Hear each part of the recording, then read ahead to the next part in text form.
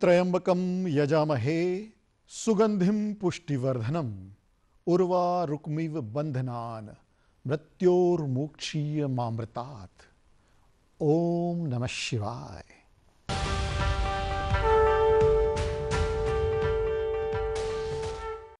शिव जन जन के देवता हैं। देव दानव मानव सबके आराध्य हैं। शिव कण कण में व्याप्त है। शिव की आराधना का ऐसा ही स्थल है मंदसौर।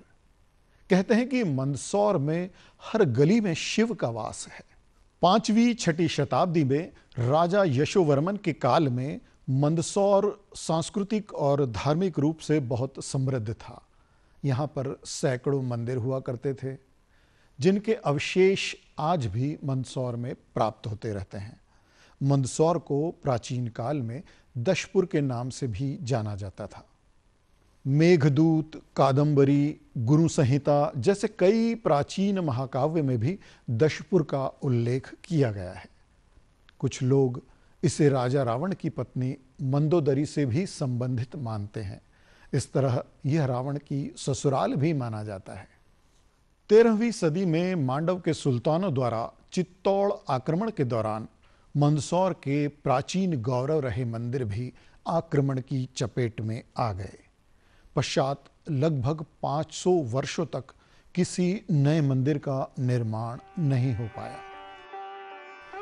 18वीं शताब्दी में जब मराठों की सत्ता कायम हुई और मंदसौर सिंधिया शासकों के आधिपत्य में आया, तब जो मंदिर बने उनमें मंदसौर का तापेश्वर महादेव मंदिर भी है, जो कि वर्तमान पशुपतिनाथ मंदिर के पास ही है। इस मंदिर का पुनर्निर्माण प्राचीन मंदिरों के अवशेष से ही किया गया। इस मंदिर के सामने एक विशाल दीवड़ का निर्माण किया गया था। वर्तमान में यह दीवड़ अष्टमुखी व हनुमान मंदिर के पीछे खड़ी है। इसी मंदिर की सीढ़ी में कुमारगुप्त तथा बंधुवर्मन की प्रशस्ति मिली, जिसके आधार पर यह कहा जा सकता है कि यह मंदिर सन 450 के आसपास बना होगा। इसी ऐतिहासिक विरासत से समृद्ध शहर मंदसौर में गर्मी के दिनों में एक दिन भगवान पशुपतिनाथ की प्रतिमा शिवना नदी के गर्भ से प्रकट हुई।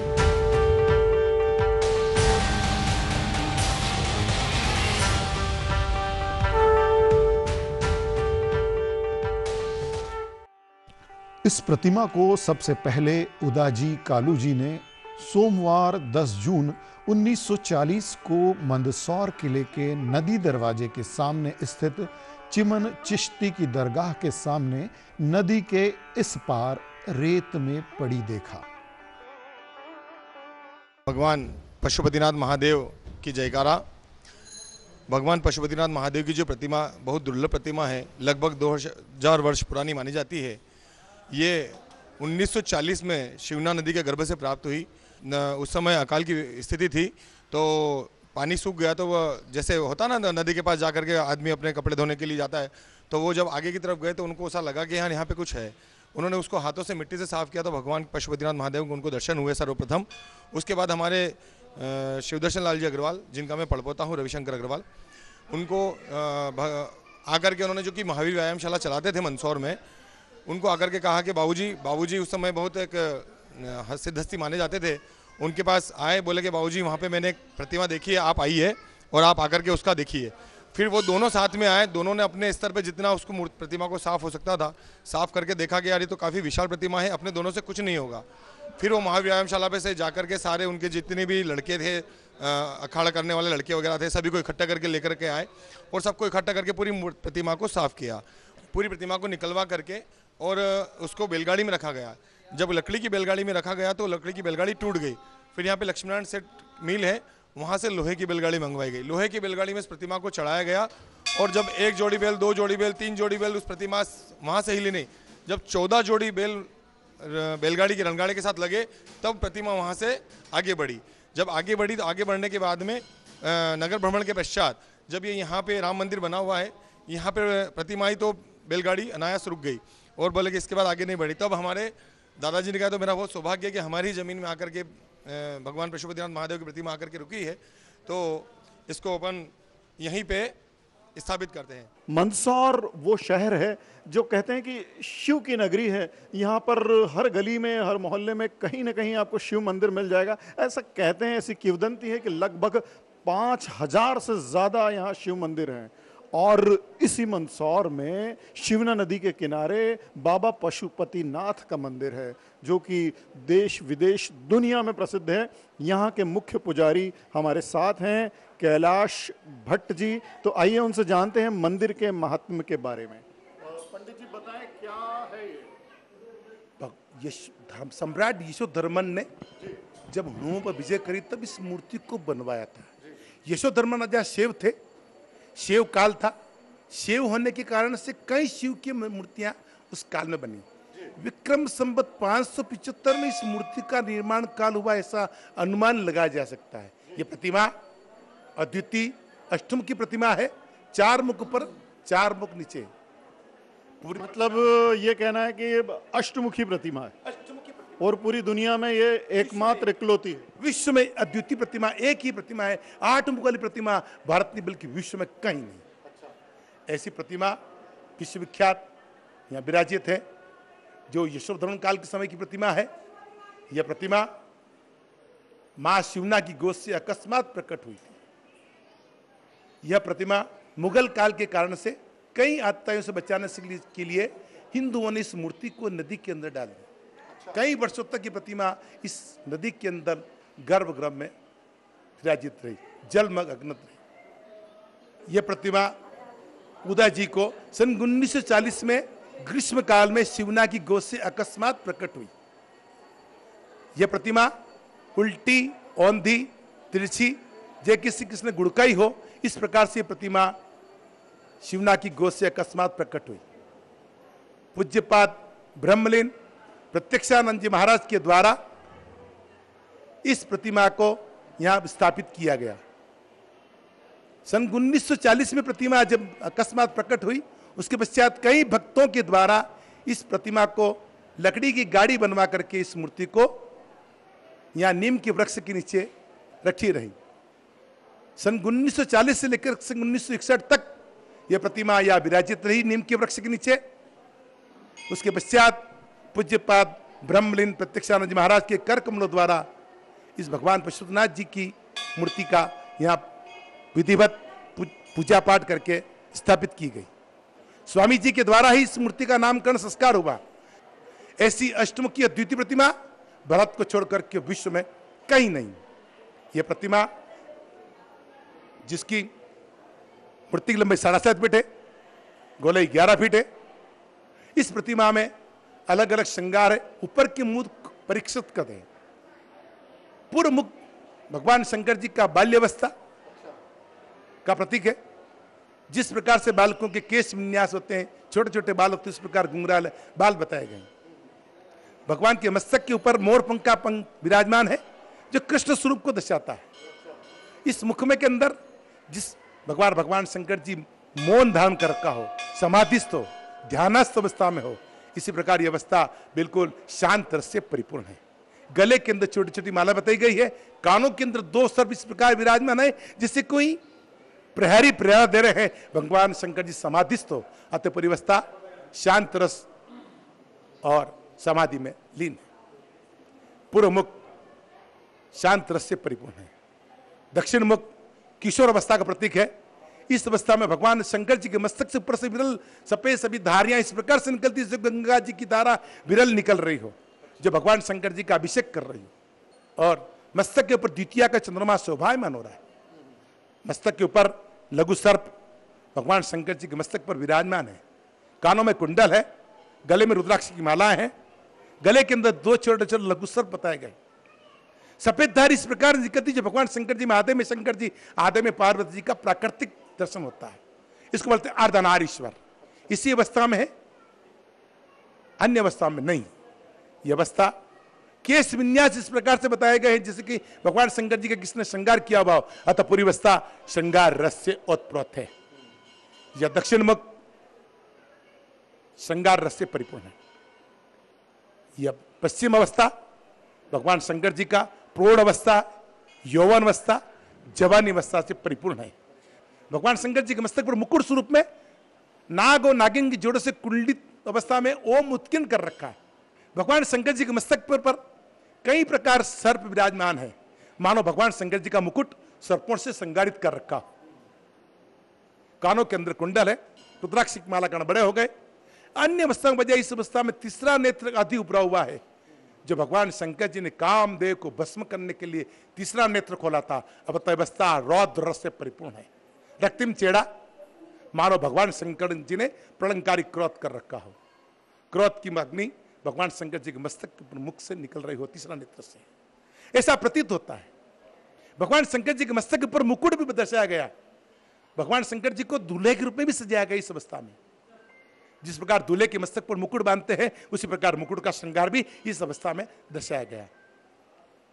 या रौद्र रस जवानी अवस्था पश्चिम मुख परिपूर्ण है, उत्तर मुख हास्य रस वृद्धावस्था से परिपूर्ण है।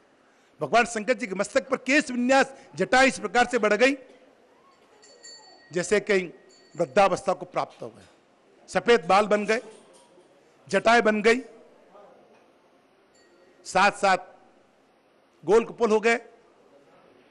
भगवान के मस्तक जिस प्रकार से वृद्धावस्था हो जाती है, उस प्रकार से दांत निकल गए हो, झुर्रियां पड़ गई, कपोल फूल गए, बाल बड़े बड़े हो गए, बाल गुत्थियम हो गए, बाल सफेद हो गए। यह अवस्था हास्य रस से परिपूर्ण है। यह अवस्था वृद्धावस्था के प्रतीक है, जैसे कोई वृद्धावस्था को प्राप्त हो गए। इस अवस्था में कानों के अंदर दोनों सर्प अलग अलग विराजमान है, जो चतुर्थाश्रम बताता है। यह अवस्था हास्य रस से परिपूर्ण है, क्योंकि चतुर्थाश्रम में अगर मनुष्य का जीवन अंतिम समय हंसते से गुजर जाए तो इससे जीवन में व्यतीत क्या हो सकता है, इसलिए अवस्था को हास्य रस से परिपूर्ण किया गया। ऊपर के चारों मुख परिष्कृत श्रृंगार परिपूर्ण है, चार नीचे के मुख है, जो ऊपर किसी प्रकार अवस्था है उसी प्रकार नीचे की अवस्था बताई गई। ऐसी प्रतिमा, अद्वितीय प्रतिमा भारत को छोड़कर के विश्व में कहीं नहीं, अद्वितीय प्रतिमा है। मंदसौर के सबसे निकट राजस्थान का प्रतापगढ़ है, जो कि लगभग 30 किलोमीटर दूर है। कोटा यहाँ से 213 किलोमीटर है, भोपाल 320 किलोमीटर, इंदौर 207 किलोमीटर, जयपुर 429 और दिल्ली 650 किलोमीटर की दूरी पर स्थित है। अगर आप पशुपतिनाथ मंदिर के दर्शन के लिए आते हैं और आपको ये चिंता है कि यहाँ रुकने की क्या व्यवस्थाएं होंगी, तो यहाँ पर रुकने के लिए बहुत सी होटल और लॉज तो मौजूद हैं ही। इसके साथ ही पशुपतिनाथ मंदिर ट्रस्ट द्वारा यहाँ दर्शनार्थियों के रुकने के लिए अतिथि गृह का भी निर्माण किया गया है। अतिथि गृह में रुकने के लिए जहाँ रूम है, एसी रूम है, नॉन एसी रूम है, बहुत ही रियायती दरों में उपलब्ध हो जाता है। हम मौजूद हैं मंदसौर जिले के जिलाधीश सुश्री अदिति गर्ग जी के साथ। तो सबसे पहले हम बात करते हैं जिलाधीश महोदय से कि पशुपतिनाथ मंदिर में भक्तों के लिए क्या सुविधाएं प्रशासन द्वारा दी जा रही हैं? पशुपतिनाथ मंदिर एक बहुत ही लोकप्रिय मंदिर भी है और लोगों के लिए एक टूरिस्ट स्पॉट भी है। ये अब हाल में ही एक पशुपतिनाथ लोक के जैसा निर्माण इसका हो रहा है, जहाँ पे न केवल श्रद्धालुओं के लिए परंतु आम जनता के लिए भी बहुत सारी सुविधाएं इसमें ऐड की जा रही हैं। इसमें मुख्य रूप से श्रद्धालुओं के लिए रुकने की सुविधा का इंतज़ाम किया जा रहा है और भगवान पशुपतिनाथ से संबंधित जो इनकी साहित्य है उसके बारे में हम लोग और उभार के निखार के उसको दिखाएंगे। तो पशुपतिनाथ लोक जो अभी बनने वाला है उससे यहाँ की लोकप्रियता और बढ़ जाएगी और मेरा ऐसा मानना है कि जो लोग श्रद्धा के भाव से यहाँ आते हैं उन्हें अच्छी सुविधाएं और उन्हें रहने, खाने पीने, आने जाने की सारी सुविधाएं एक ही जगह पे पूर्ण रूप से मिल जाएंगी। पशुपतिनाथ मंदिर है वो शिवना नदी के तट पे है, तो मुख्य रूप से पशुपतिनाथ लोक का जो निर्माण हो रहा है उसका औचित्य है कि मंदिर परिसर और शिवना नदी का सौंदर्यीकरण किया जाए। इसमें मुख्य 3 चीज़ें हैं जो ली जा रही हैं। एक है पशुपतिनाथ मंदिर और उसके साहित्य के बारे में विवरण, तो उसे जैसे कि आपने देखा होगा महाकाल लोक, उस प्रकार से उसे डेवलप किया जा रहा है। साथ ही यात्रियों के लिए, श्रद्धालुओं के लिए सुविधाएं, और मुख्य रूप से जो मंदिर परिसर है उसकी साफ सफाई, शिवना नदी का सौंदर्यीकरण, घाटों का सौंदर्यीकरण, ये सब चीज़ें उसी में ली जा रही हैं, ताकि जो पशुपतिनाथ मंदिर पूरे मध्य प्रदेश में, पूरे देश में एकमात्र ऐसा मंदिर है, उसकी यूनिक क्वालिटीज़ और उसकी लोकप्रियता और निखर के आए। पशुपतिनाथ की लोकप्रियता केवल कुछ महीनों या कुछ दिनों के लिए नहीं है, ये साल भर चलती है। और ज़्यादातर यहाँ पे जो श्रद्धालु आते हैं वो मध्य प्रदेश, राजस्थान, गुजरात, कई अन्य राज्यों से भी दूर दूर से लोग आते हैं। तो हमारा इसमें जो प्रयास रहता है वो यही है कि जो भी दूर से आते हैं लोग, उनके लिए उचित मार्ग आवागमन के लिए दिया जाए, उनके रुकने की सुविधा की जाए। साथ साथ हम लोग का ज़्यादातर फोकस रहता है कि मंदिर के अंदर का क्यू मैनेजमेंट और उस सुविधा में दर्शन करने जो लोग आ रहे हैं उनको कोई असुविधा ना हो। हम मौजूद हैं मंदसौर, नीमच और जावरा क्षेत्र के स्थानीय सांसद श्री सुधीर गुप्ता जी के साथ।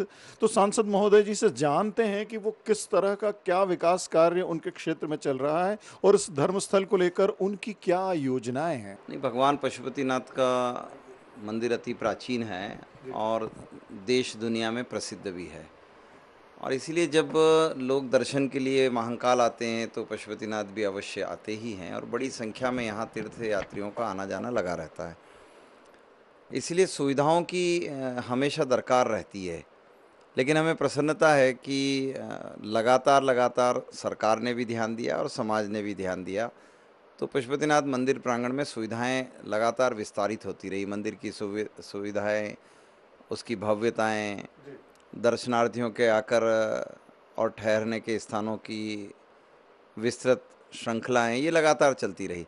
लेकिन आज आवश्यकता है कि जब माननीय मोदी जी ने और देश में पर्यटक को और तीर्थाटन को बड़ा महत्व दिया है, तो लोगों ने भी अपनी प्रतिज्ञाएं बढ़ाई है और लोग घर से निकलकर तीर्थों की तरफ लगातार जाते ही हैं। युवाओं का भी बड़ा रुझान है, तो इसलिए सुविधाएं व्यापक चाहिए थी। तो मंदसौर पशुपतिनाथ मंदिर प्रांगण में जब सुविधाओं का क्रम बढ़ा तो सबसे पहला तो बाईपास चाहिए था, क्योंकि आजकल 4 व्हीलर्स की बड़ी संख्याएं रहती है। तो एक प्रस्तावित मार्ग नया प्रस्तावित किया ताकि लोगों के आवागमन में सुविधाएं हों और मुख्य मार्ग से अंदर तक आने में उन्हें किसी किस्म की कठिनाई नहीं हो। इसलिए मुख्य मार्ग से और हवाई पट्टी से ही सीधा उसको जोड़ते हुए एक नए मार्ग को प्रपोज किया है, और प्रांगण विस्तार के साथ साथ पूरे प्रांगण की सौंदर्यता, तो नदी में भी विकास हो ताकि गंदगी कम नज़र आए, तो नदी को भी मंदसौर शहर से बाहर छोड़ने का क्रम उसमें आगे बढ़ा। तो मंदिर के सामने के स्थानों पर भी सड़कों का चौड़ीकरण, विस्तारीकरण और लोगों के रुकने और उनकी सुविधाओं का विस्तार का क्रम लगातार बन रहा है। कैफेटेरिया को सजाया गया है। आसपास के मंदिरों, जो अन्य समाज जनों के मंदिर हैं, उन्होंने भी अपने विस्तार के क्रम को बढ़ाया है। तो निश्चित रूप से हम मानकर चलते हैं कि जितनी भव्यता और दिव्यता, जितना पशुपतिनाथ जी मंदिर का नाम है, उसी हिसाब से सुविधाओं में धीरे धीरे विस्तार आ रहा है।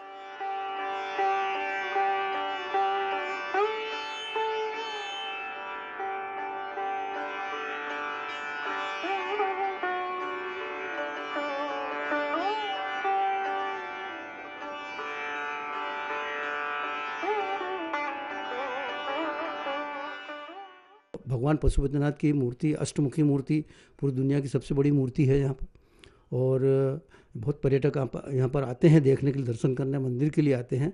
भगवान पशुपतिनाथ के मंदिर में हम लोग, ये पूरा आरती मंडल है, हम सब लोग नियमित दर्शन करने के लिए आते हैं। संध्या को जो आरती होती है वो आमतौर पर प्रदोष काल में आरती होती है। सूर्यास्त के समय के हिसाब से उसका समय परिवर्तित होता रहता है।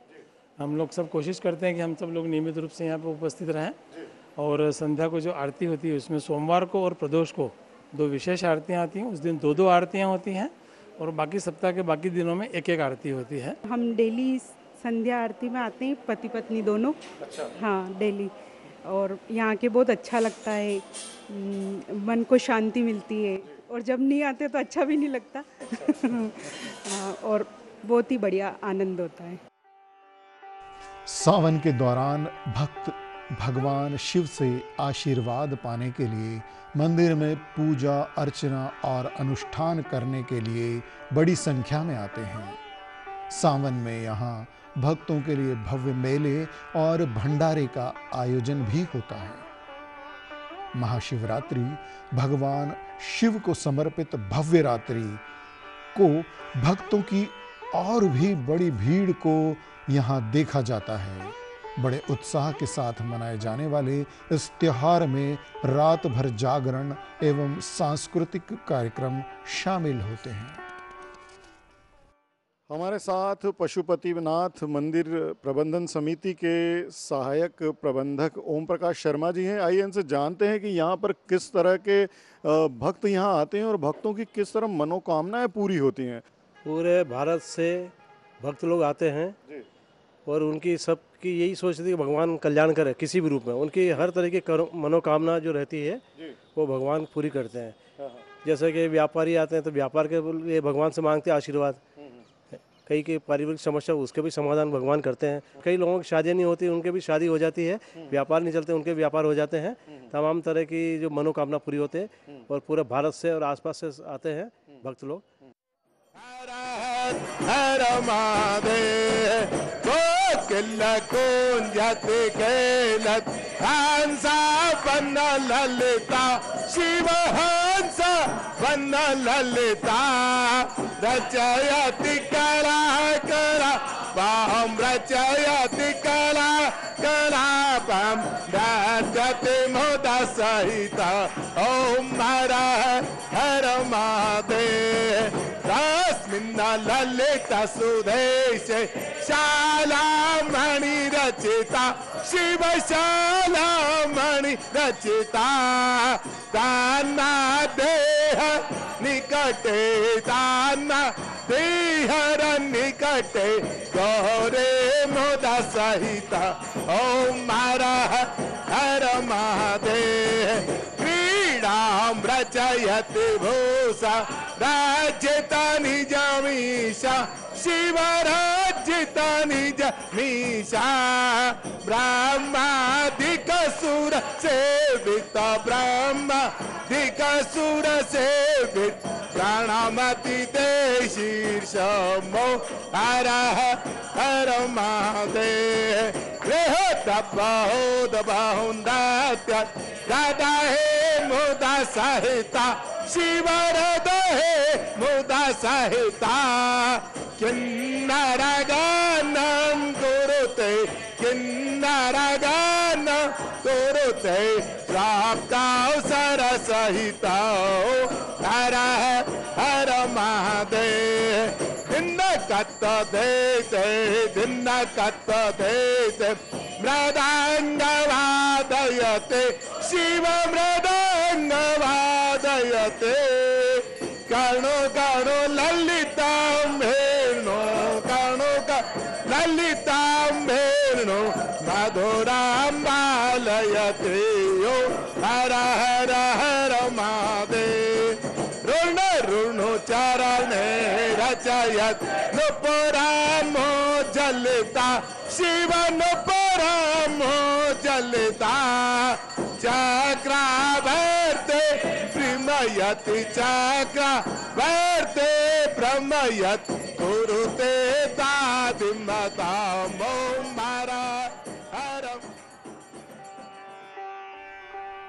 अष्टमुखी पशुपतिनाथ मंदिर भगवान शिव को समर्पित एक प्राचीन मंदिर है जो अपने अष्टमुखी दिव्य रूप के कारण भक्तों की श्रद्धा और आस्था का केंद्र बना हुआ है।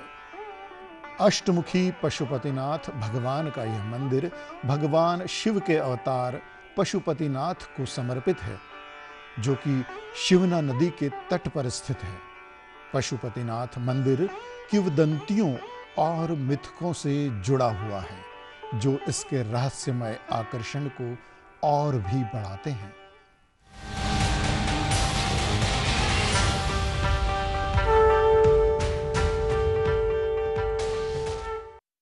अगर आप मंदसौर पशुपतिनाथ जी के दर्शन करने आते हैं तो हमें लगता है कि यह सभी जानकारी आपको लाभदायक होगी और आपके दर्शनों को सुगम बनाएगी।